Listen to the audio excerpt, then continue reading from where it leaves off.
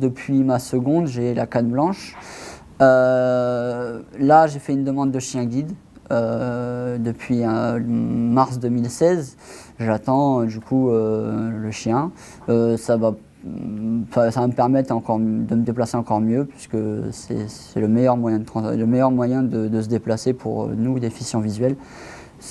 Malheureusement, il n'y a que 1% des déficients visuels qui ont un chien guide, alors que pourtant c'est comme ils disent beaucoup dans les écoles de chiens guides, c'est l'autonomie confort en fait. Parce qu'avec une canne, on est autonome, mais on se prend les poteaux avec la canne. Des fois, elle nous rentre dans le vide parce qu'on se prend le trottoir et la canne, du coup, revient dans notre vide. Alors qu'avec les chiens guides, on ne sent absolument pas les obstacles. On avance à une bonne vitesse, la nôtre. Et c'est vraiment tout bénef, quoi. J'ai plutôt été chanceux, on va dire, dans mon environnement général. J'ai eu beaucoup comment dire, mes parents, ma famille m'a toujours pris comme mes petits frères. En fait, ils m'ont toujours considéré comme les autres. Ils n'ont jamais fait de surprotection, ils m'ont toujours laissé faire mes propres expériences, laissé voir mes propres limites. Et même à l'école, j'ai eu beaucoup de chance, puisque depuis la maternelle, je suis tombé que sur des enseignants très à l'écoute, qui voulaient vraiment adapter les choses pour moi, qui étaient très présents. J'ai connu une scolarité ordinaire jusqu'au CM1. Et après, en CM2, je suis rentré à l'INGA, mais toute ma scolarité de la maternelle jusqu'en CM2, du coup, elle a été...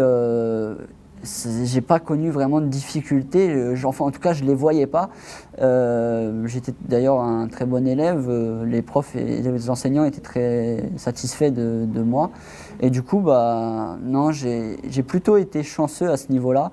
Ensuite, quand je suis arrivé à l'INGA, je me suis un peu confronté aussi au handicap, puisque au final, je pensais pas qu'il y en avait autant, qu'il y avait autant de personnes handicapées visuelles. Donc ça m'a ouvert un nouveau monde, on va dire, puisque j'étais quand même toujours dans un monde. Jusqu'en CM2, j'étais absolument pas dans l'environnement handisport, l'environnement des personnes en situation de handicap. Et je ne connaissais rien à tout ça.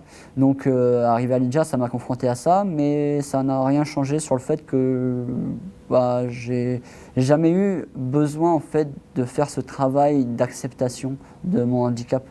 Là où ça a été le plus difficile par rapport à mon handicap, c'est quand je suis rentré à la fac et que j'ai dû faire beaucoup plus d'efforts au niveau de ma vue, au niveau énergétique,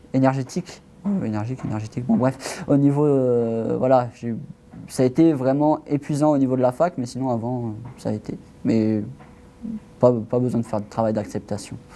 Au niveau de la représentation de la société, par exemple, il y a des gens, ils ne vont pas comprendre que la canne est là pour nous protéger. Moi, une fois, j'ai entendu quelqu'un me dire ouais, c'est votre GPS. Non, ma canne, c'est absolument pas mon GPS. Elle m'aide juste à éviter de me prendre des poteaux, mais c'est pas elle qui dit où je dois aller. Donc, il y en a, ils connaissent vraiment pas le handicap. Beaucoup de fois, pour me guider, les gens prennent ma canne. En fait, ils prennent le bout de ma canne et ils me tirent, comme si, je sais pas. Et moi, ça m'irrite énormément. Du coup, la plupart du temps, je les envoie balader.